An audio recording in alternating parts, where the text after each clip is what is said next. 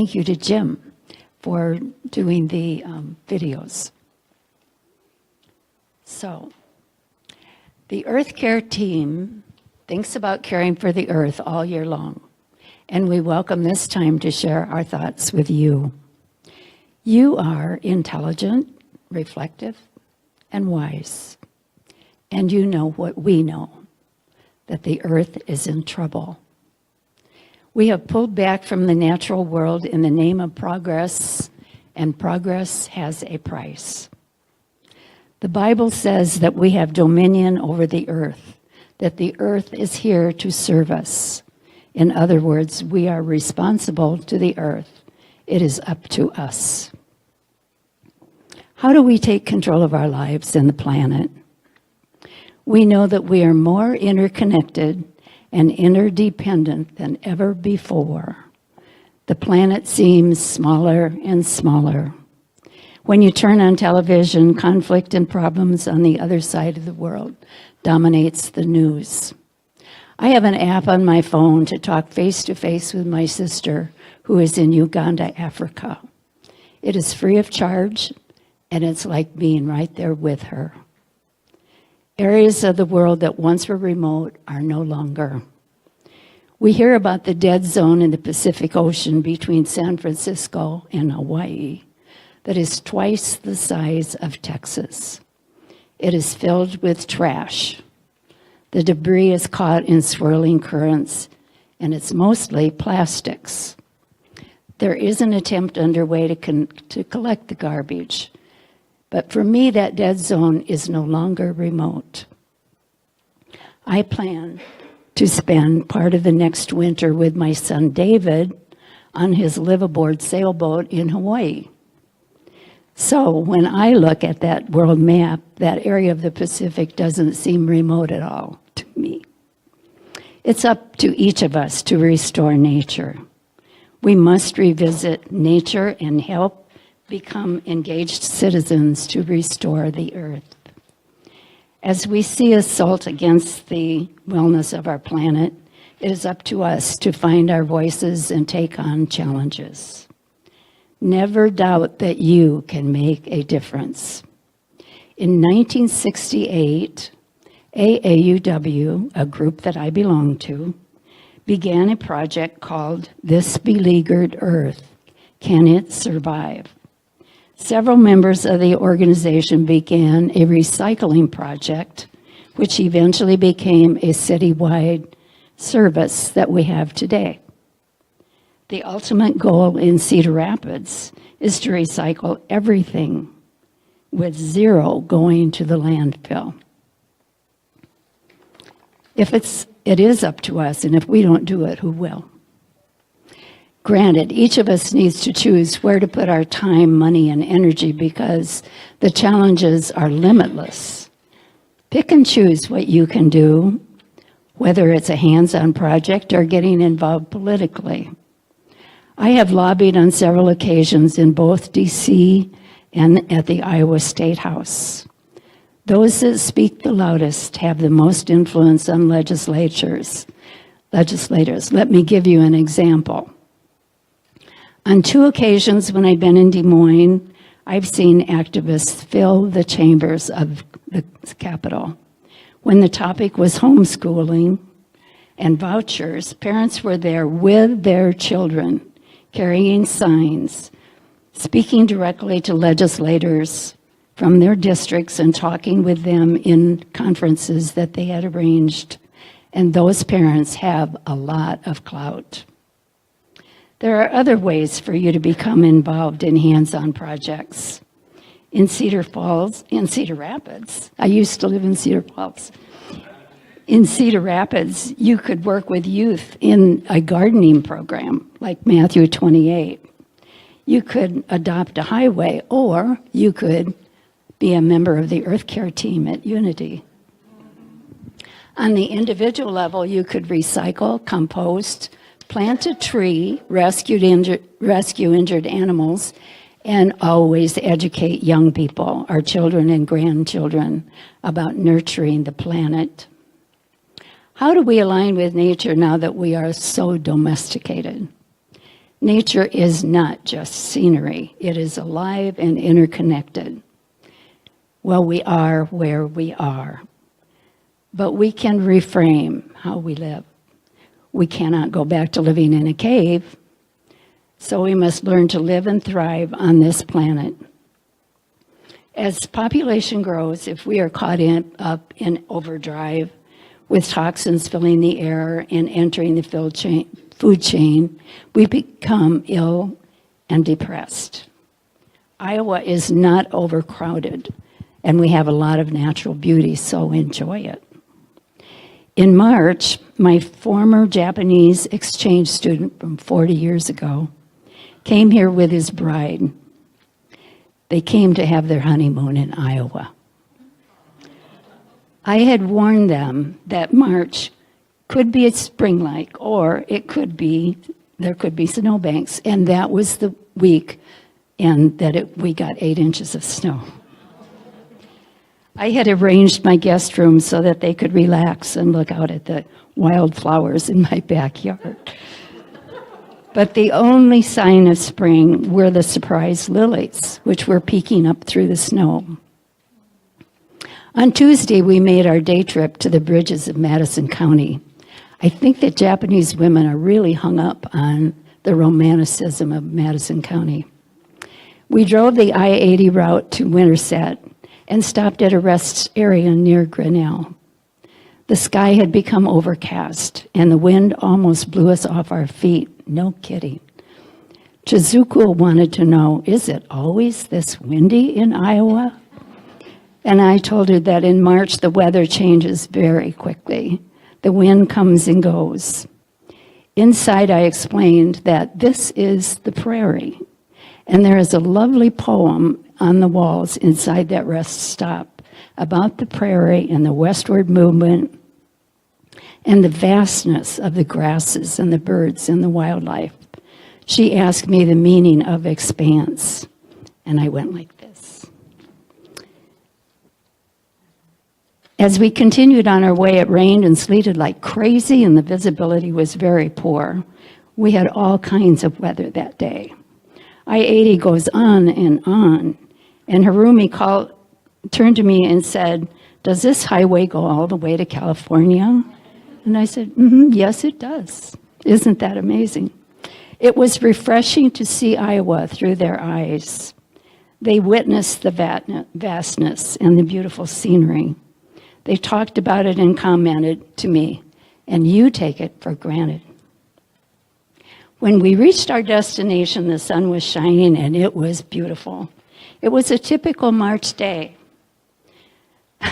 I had to coach Harumi on how to look romantic for our picture in front of the bridges because, he always goes like this.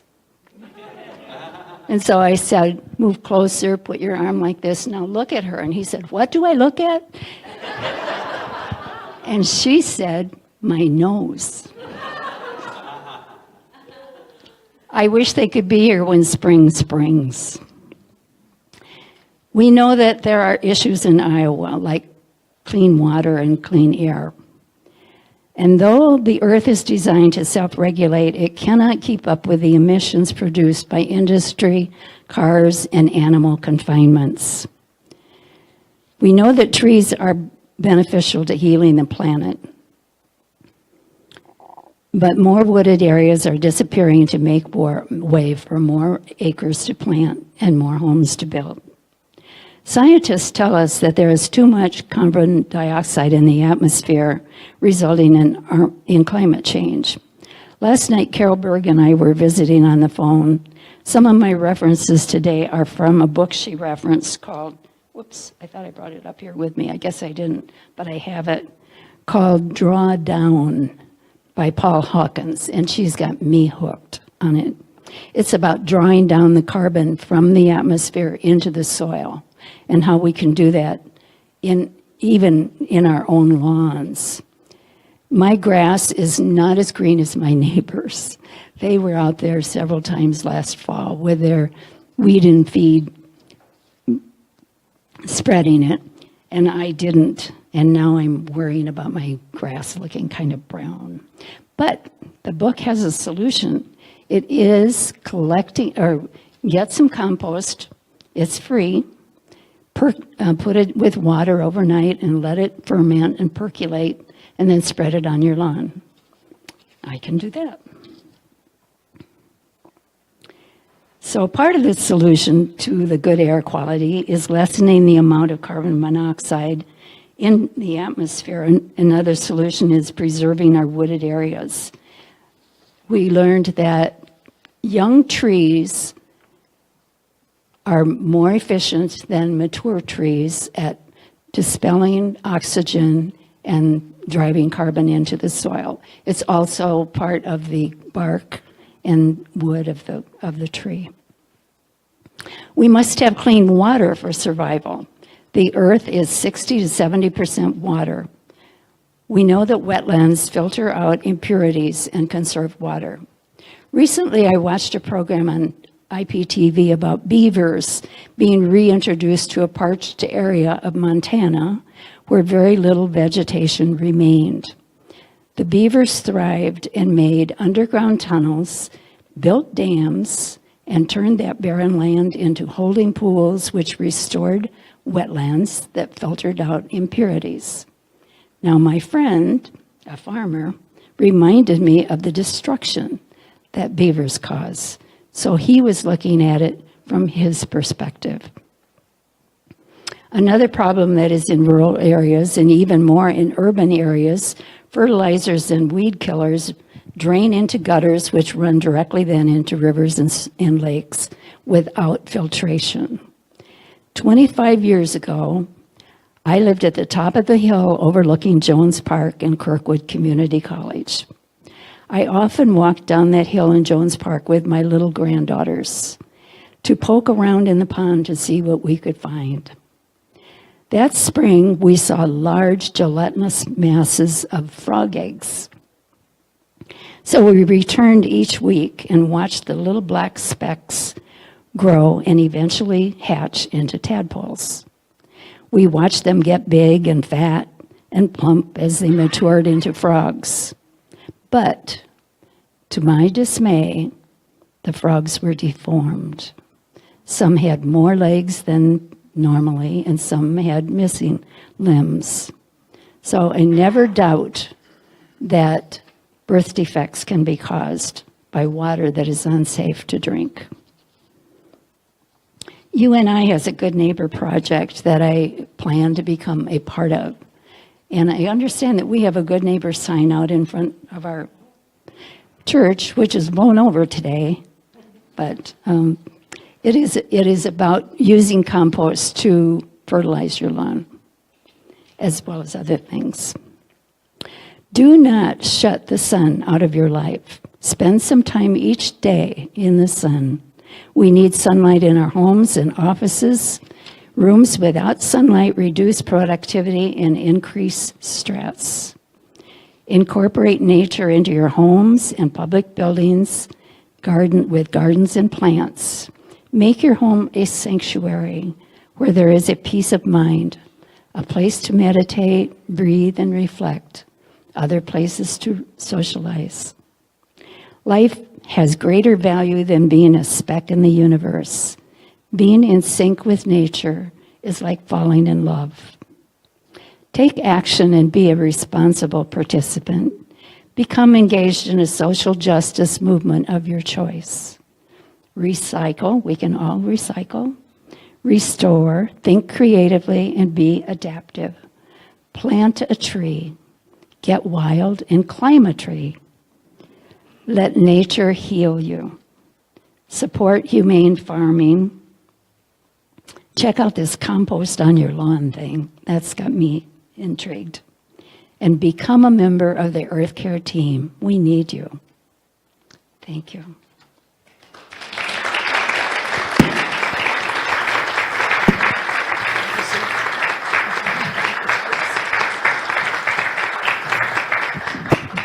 Thank you, Sue.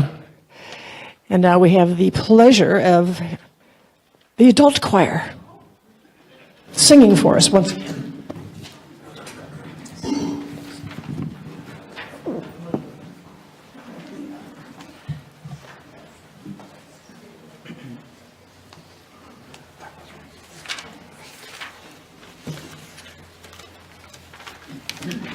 is a song written by John Denver, and he wrote it while he was at a symposium on environment in Colorado in the 90s, 1995.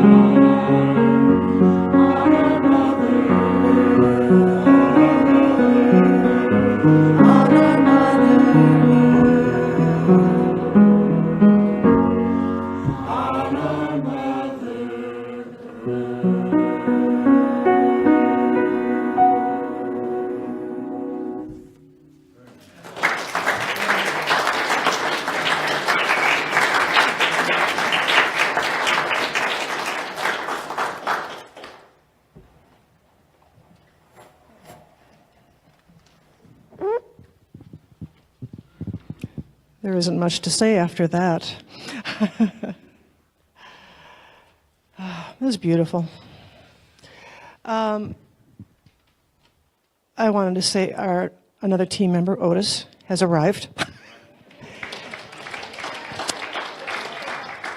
And I also wanted to let you know that Carol Berg also belongs to our team, and to let you know that her former ex-husband made his transition last night and was not able to be with us today. So we hold her in prayer and the family.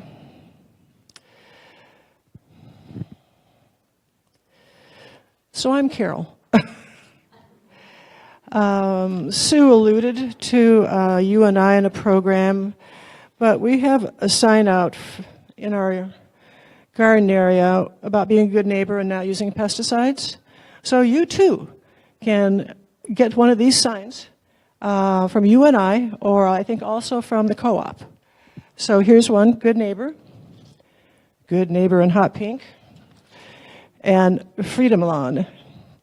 So, okay, who's chemical free in their lawns here? Oh, okay. Thank you. You could have a sign. I discovered in a friend's magazine just the other day, like maybe 2 days ago, I had this wonderful article on Earth Day, and they suggested there are a lot of websites and places you can go on various topics, but I went to earthday.org and was totally amazed at the opportunities there, which I think probably the EarthCare team during this year might avail themselves to some of that. But the site, they are having a global, not just Iowa, not just the United States, global end plastic pollution campaign. You have a flyer that you hopefully picked up today when you came in, and I don't need to read all of that to you, but they are, any step we can take changes the world. So they have the 4 R's pledge. And if you're willing and able and wanting to, I would like you to repeat these with me. The first one is refuse. Refuse disposable plastic whenever and wherever possible. Number 2, reusing. Reusing durable plastic items. Reducing your plastic purchases. And the big one, recycling. Recycling what you cannot reuse, or reduce. And there isn't much more that we can do. I mean, if you do this, that's a huge step. And it's like, it is so common for a lot of places to hand out plastic bags. Ask for paper. They oftentimes have them. Not every store has them, but a lot of places do. But that is a very simple thing, and it makes a huge difference. They state in this article that the Earth Day 2018 will focus on fundamentally changing human attitudes and behaviors about plastics and catalyzing a significant reduction in plastic pollution. Are we not for that? Say it again. Yes, thank you. The EPA, we know who they are, devotes a website to celebrating Earth Day and carrying the celebration throughout the year. Every day is Earth Day. We all have heard of the World Wildlife Fund, and in 2010 they started an Earth Hour initiative where they inspired millions of people to unite in turning off their lights as a statement of concern for our planet. In 2017 was their best year yet. A whopping, okay, this is their word, whopping 187 countries and territories took part.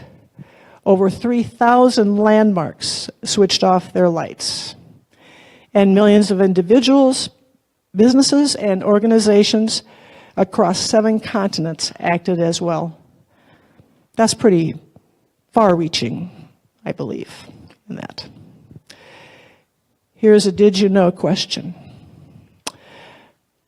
How many tons of plastic do you think are dumped in the oceans each year? How many do you think? 100,000. Oh, way too low. Way too low. More. How many? 8 million. That's good. 8 million tons of plastic are dumped into the oceans each year. That's equivalent of dumping 1 garbage truck full of plastic into the ocean every minute.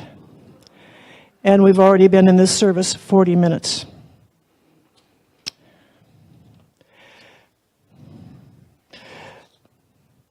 So it's so much about being mindful and being responsible and talking about this. I talk all the time, every place I go. In fact, I think I'm going to take this with me everywhere I go and hand it out to businesses, to individuals, to people at restaurants, particularly at restaurants who give you straws. Bad straws. Anyway, I feel that our Unity environment has grown and has moved along the path of being very green and earth-friendly.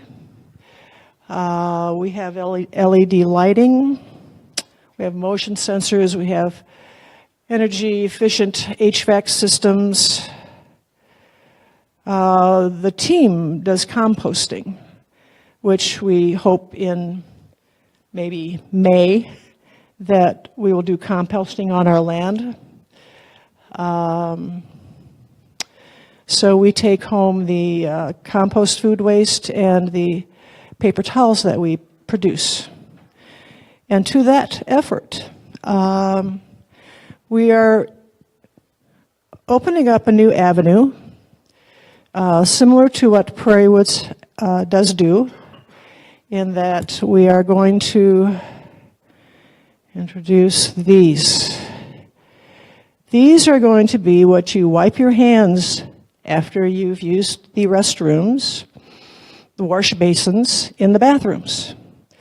So there'll be an abundance of these, and once you use, it's quite large and very, can fit any size hands. There'll be a basket or bin below the sink that you put these in.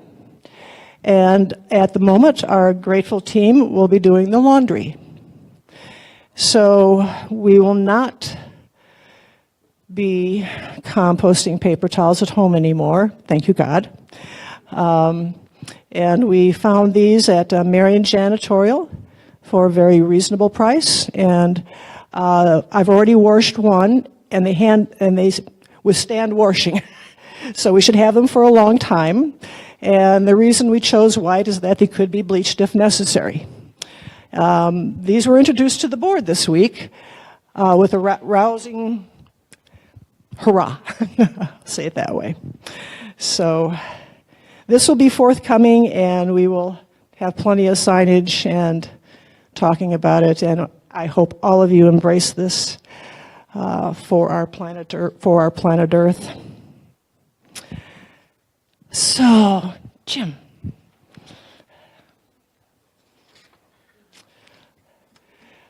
10 years ago, a few of us, Paula Land, I'm missing one person's name, we created the EarthCare Covenant in 2010, and that piece is in the hallway as you go towards Brenda's office administrator, to the food and the community room, and it's on your left-hand side, and probably have passed it many times and have not paid much attention to it, and we feel it's important to read it to you today. We acknowledge that all creation is connected as one, and we hold great reverence for the interdependent web of all existence. We envision a world that is ecologically responsible and sustainable. We commit to actions that align us with oneness and the interconnectedness of all. We acknowledge our personal and spiritual commitment to this EarthCare Covenant, and we declare our covenant with Spirit to walk upon the earth with the greatest good for all creation. Thank you, Jim. So, Barbara Krumvida is up next. And we're going to open this up for the congregation anyway. Yes. I'm the rover.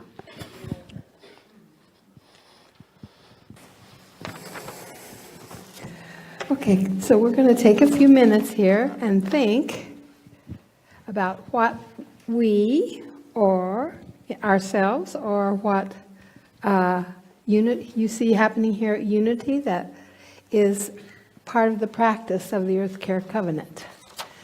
So if you take a little time to think about it, what do you do in your daily life that is helping out? And Jim will bring the microphone, and so you can share it with everybody. All right, starting out with BB. I'm fairly excited about this. I'm putting in new kitchen flooring, and it's bamboo, which is eco-friendly. Hey. Good job. Got one over here. Kevin? You mentioned asking for paper, but the better alternative is actually bring your own bags. Find a couple, buy them from wherever, and keep them in your car so it's always ready when you want to go to the store. And also, Target will give you a nickel if you bring a bag with you when you get some groceries. It's kind of cool. Good. I didn't know that. Oh, very good. Thank you. Okay, over here. I use more earth-friendly soaps and detergents at home, and use vinegar for bacterial removal rather than Clorox on the Great. countertops and things. Good. Good. All right, and Paul. At work, I try to get my coworkers to recycle. We have a facility out back, and it's not always used. I pick up stuff all the time. It really bothers me that people leave newspapers, throw newspapers and pop bottles and stuff away. And I'm going to create an email and bother everybody and try to agency-wide to get them to recycle more, be more aware of it. These. They're not babies anymore, but I cloth diapered my twins, and I encourage all the people with small people that I encounter to do cloth products of all sorts. Yeah. Okay. I don't use straws. Good. And we have our homeowners association meeting today. And every year I put forth my need for us to stop using herbicides and pesticides on our lawns. And we are collectively sharing our landscaper, I guess it would be called. You know, he does the mowing and does the fertilizing and all of that. And frankly, I'm getting nowhere. So if you would send good energy our way this afternoon, that I'm going to take this with me and do my promotion again. So. Good. Okay, great. I would just add briefly that you can also, even in an association like that, you can request no phosphorus, which that is much easier than stopping it altogether, but you can do something. And then the other thing you can always do, like Nina and we do, you can drive a Prius. Yeah. Or a Ford C-Max. Do you see, have one here? When we built our new house, we built it to be passive solar, and then we also added solar hot water panels on the roof, so we heat our house with water. So, and it's really great, and your bill goes way down. So if anybody else is in that situation and pondering, I know that's not the big deal now, but we also put solar panels on our studio across the valley, and that has been great, electric solar panels. So I would really love it if our church could get involved in somehow getting solar panels. You know, I know there's a way you can do it. So I would love to join the EarthCare team so we can kind of work forward on that. But the other thing we also do is compost. I have a composting bin. Is that what we're going to get, a bin? It does work. Good, it does work. It's really good. Recycled wood pallets. Yeah. But you know what? It is hard work to do your lawn. I mean, you've got to get out and pick some of those dandelions yourself, unless you want a lawn full of dandelions. But it's Even not for the bad. bees. When it rains, after it rains, you go out and pick half of them and call it a day. And it's pretty, and lots of pretties. Yeah, they are. One more? I'm working with the Good Neighbor Project to hopefully get into the Cedar Rapids schools and get this, and the Hiawatha parks, because I live in Hiawatha, to get those chemicals off the lawns where my children play. All right, I think more over here. Hi, since I was a child, I've been using recycled clothes and furniture, but last year, I want to say I am not a camper, but I went on Project Aware for 3 days, and even if you're not a camper, I think you'd be amazed at how fun it is and fulfilling to pick up the trash along the Cedar, that was the Cedar River. This year, it's the second week in July, we're going on the Maquoketa River. And it's really amazing. They bring in all the food, and it's, I couldn't believe the statistics. They picked up thousands, or we picked up thousands of pounds of plastic and metal, and that felt really good. And it's a great group of people. It's really wonderful. So I encourage you to do that or ask me about it. Okay, All right, thank you all for your input. all right. Oh, not done? Oh, we're not done.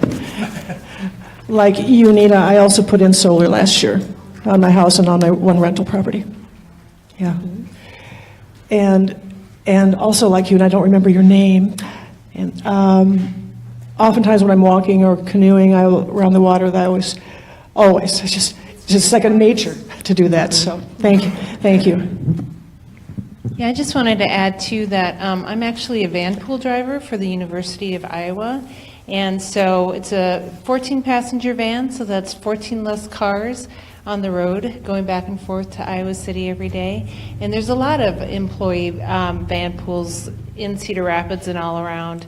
And the other thing that we do, Josh and I do, is we try to buy grass-fed meat, and we try to buy from small family farms rather than big factory farms. Good deal. Okay. All right, well, thank you all. Yeah, I'd say, I might add, we did plant a tree like a year or two ago when the neighbor's tree blew down, and I got tired of looking out and not seeing anything.